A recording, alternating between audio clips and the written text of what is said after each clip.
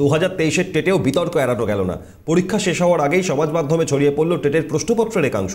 এই নিয়ে শোরগোল পড়ে গিয়েছে রাজ্য জুড়ে।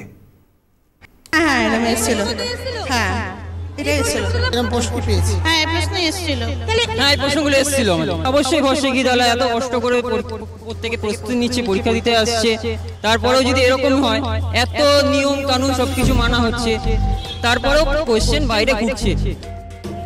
2023-এর টেটেও বিতর্ক এড়ানো গেল না। পরীক্ষা শেষ হওয়ার আগেই সমাজ মাধ্যমে ছড়িয়ে পড়ল টেটের প্রশ্নপত্রের একাংশ। এই নিয়ে শোরগোল পড়ে গিয়েছে রাজ্য জুড়ে।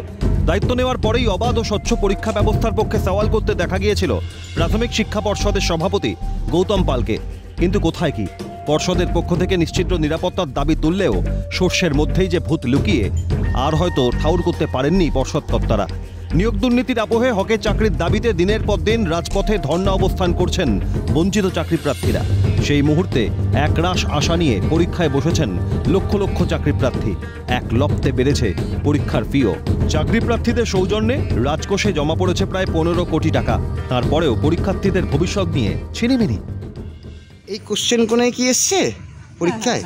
হ্যাঁ, এইগুলো এসছে তো ঢুকিনি, আমরা তো ওই আশা নিয়ে ঢুকিনি, জানি ভালো পরীক্ষা হবে। এইভাবে বাইরে এরকম লিক হচ্ছে সেটা তো জানতাম না। এই কোশ্চেনই এসছে আমাদের পরীক্ষা থেকে।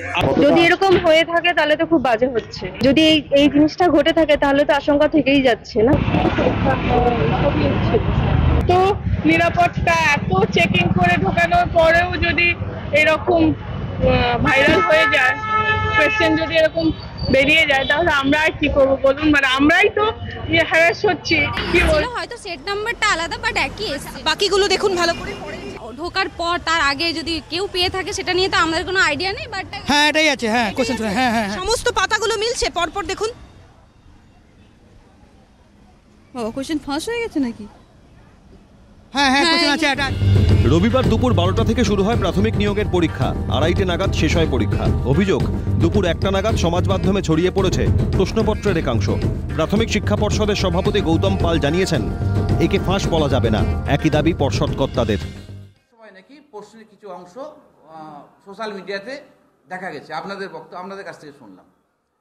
তা দেখুন, 12টার সময় পরীক্ষা শুরু হয়ে গেছে, তার 1টার সময় ব্যাপারটা সোশ্যাল মিডিয়াতে কেউ এটাকে মানে কি বলবো, মানে বোর্ডকে মালিপ্ত করার জন্য করার চেষ্টা করেছে, কোনো অসাধু ব্যক্তি এটা করার চেষ্টা করেছে। তাই এইটা তো পরীক্ষার কোশ্চেন লিক তো কখনোই বলা যায় না। সাফাইয়ের সুর শোনা গিয়েছে রাজ্য শিক্ষামন্ত্রীর গলাতেও, কিন্তু গলদ যে হয়েছে তা বকলমে স্বীকার করেছেন সকলেই।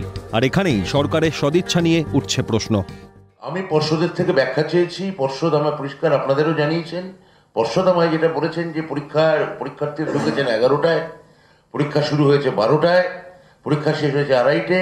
কয়েকজন ছাত্রছাত্রী আগে পরীক্ষা কমপ্লিট না করে বেরিয়েছে, তাদেরকেও একজন 1:51 অর্থাৎ পরীক্ষা শেষ হওয়ার আধা ঘন্টা আগে কেউ তার হোয়াটসঅ্যাপ সেটা প্রশ্নটা লিক করেছে। যারা ভেতরে আছে তারা কেউ এটা জানতে পারেনি।